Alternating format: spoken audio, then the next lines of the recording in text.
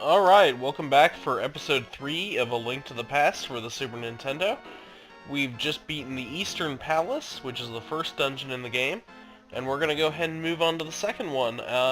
Just like the past video, I'm going to beat the entire dungeon within one video, or at least I'm gonna aim for that. If I feel it's dragging on way too long, like if we're getting up to the half-hour mark, then I'm gonna cut it off, but it was suggested to me by one of my subscribers named DefaultXR that I do videos longer than 10 minutes, and I think that's probably a good idea. 10 minutes is rather short. You can't get a lot of progress done in some games in that amount of time, so I just figured that I would try to base my episode length based on actual accomplishments within the game I'm playing. So instead of aiming for 10 to 15 minutes, I'll just aim for, like if it's Yoshi's Island, I'll do an entire world, or maybe half a world, or I'll do a dungeon, or at least a significant portion of a dungeon in a Zelda game, because later on, if my memory about this game serves me correctly, we're not going to be able to do some of these dungeons, and all the traveling in between, in one neat little episode, especially if I want to do side quests and stuff, which I very likely do. There's not many in this game, really. Most of the side quests, quote, they would fall under the purview of, just being, just being for pieces of heart, hunting down pieces of heart. Not really a lot of actual NPCs giving you quests or anything.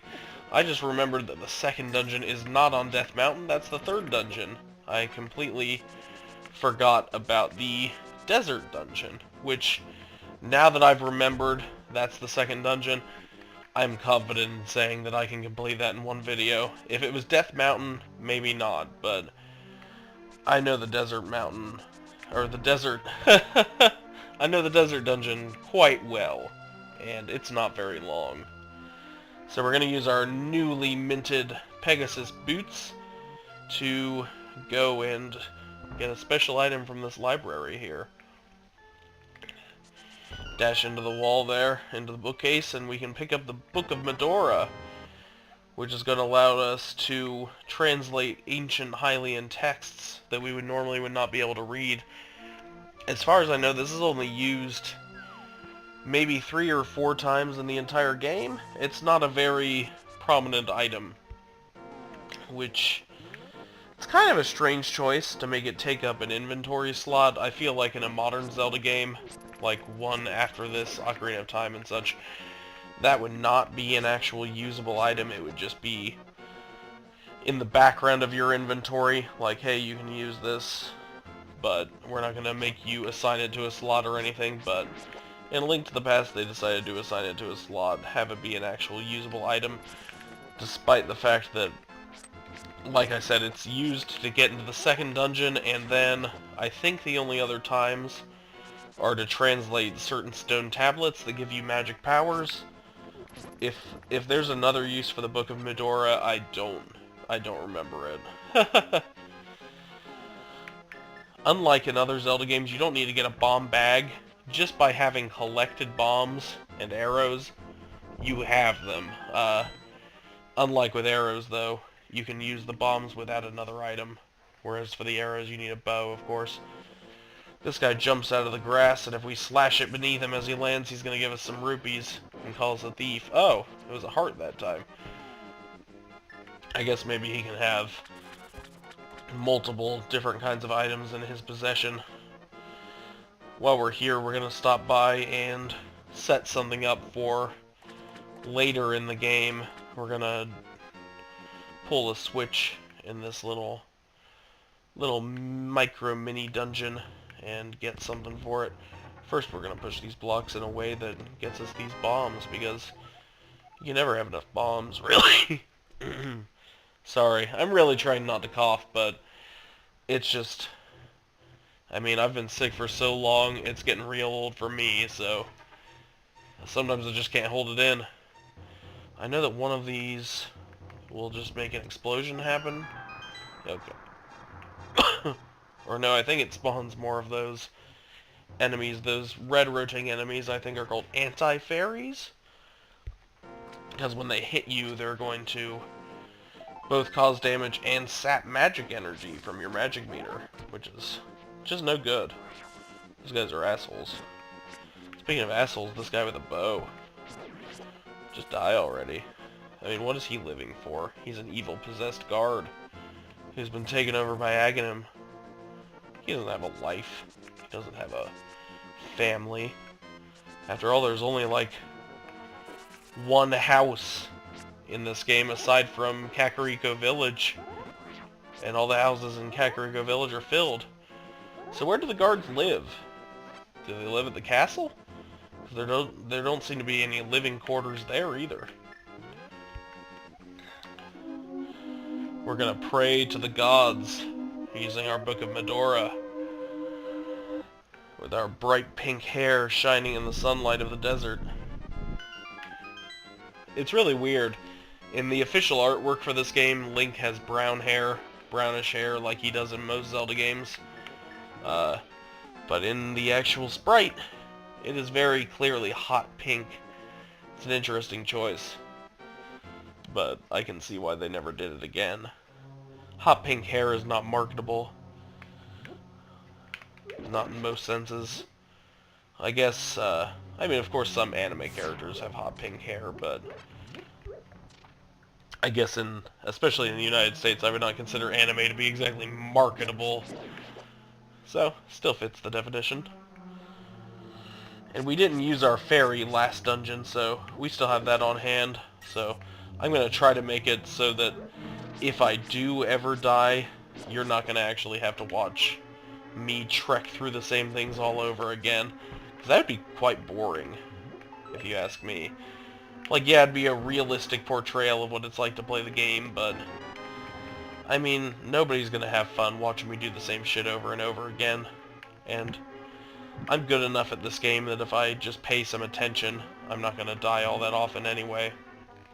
I think some of the bosses in this game give me trouble. There's one that's like a moth, and you have to fight it surrounded by spikes while the floor is constantly moving underneath you, and that can get a little tricky. I might die a couple of times then, but this early in the game especially, I hope I'm not gonna be dying left and right. BMO statues, when they establish eye contact with you, they'll shoot their giant laser beam. Oh, we're too early here. I was in the wrong room. I have to track down the big key before I can get in there.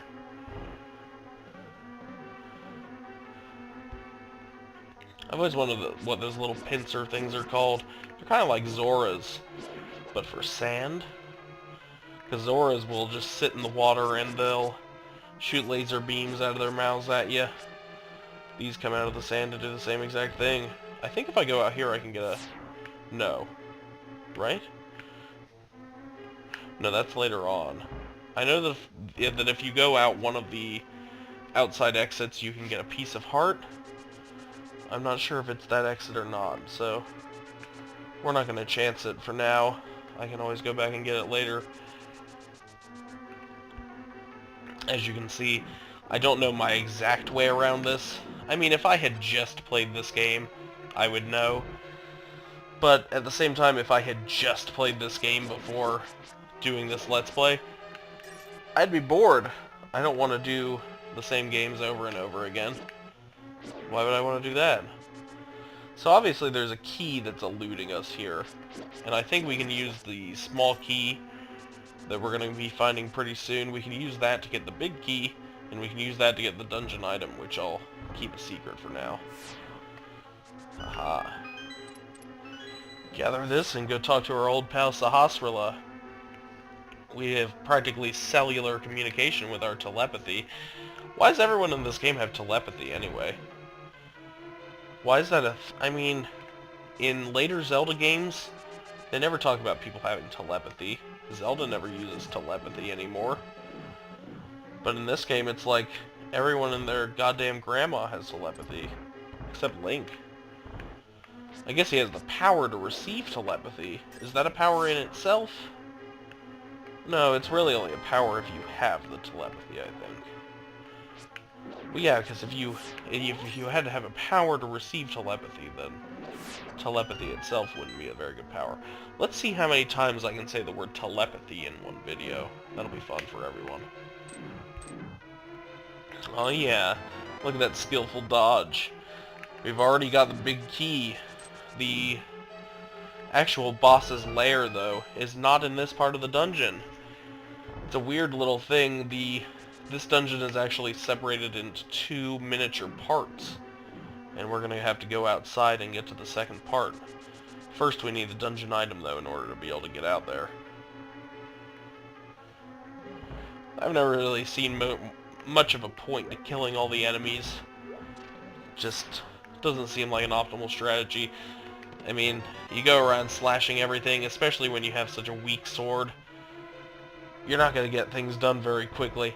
So I just got the power gloves, which will allow us to pick up both small rocks that are on the side of the fields and also the large boulders. And that'll allow us to unblock a lot of passageways throughout the game. We can only pick up gray rocks. Black rocks have to be picked up with a different item that you get later on.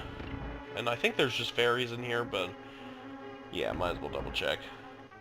And I'm gonna get shot in the face. Nope.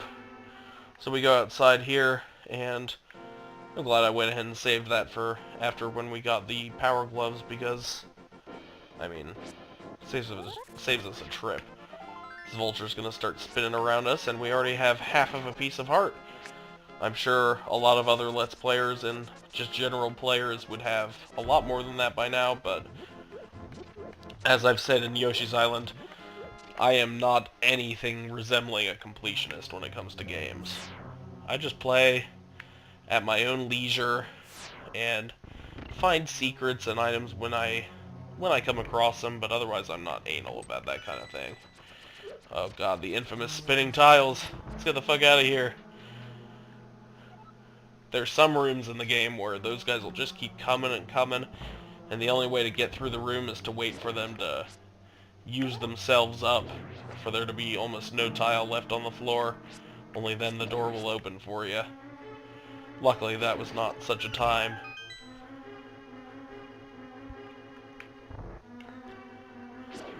This dungeon is fairly easy.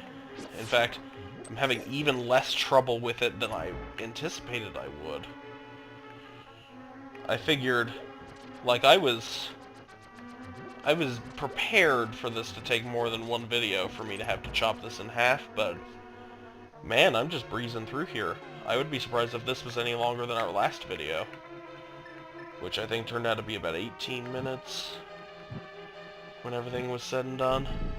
So we light all the torches here, and we move back to the secret wall, and that'll reveal the boss door.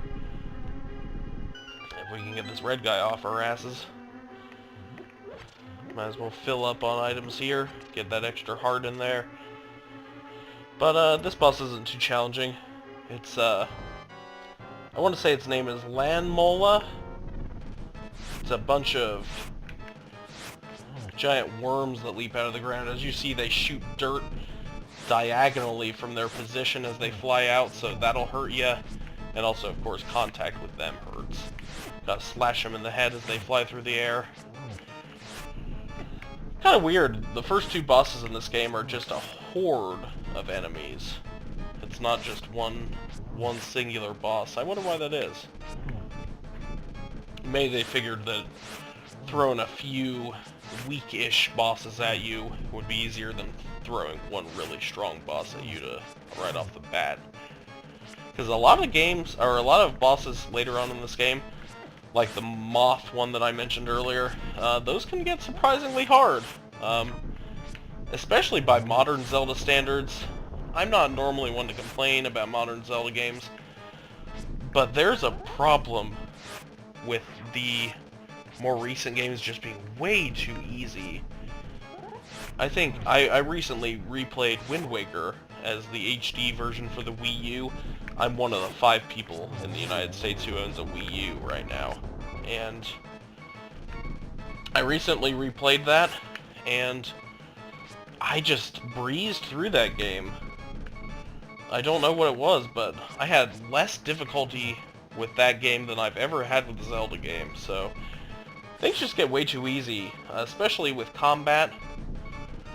It seems like once you get an adequate number of hearts, you can just plow through everyone in modern Zelda games, but in this game, even when you have the full 20 hearts, I mean, that moth boss that I was talking about can get pretty tough.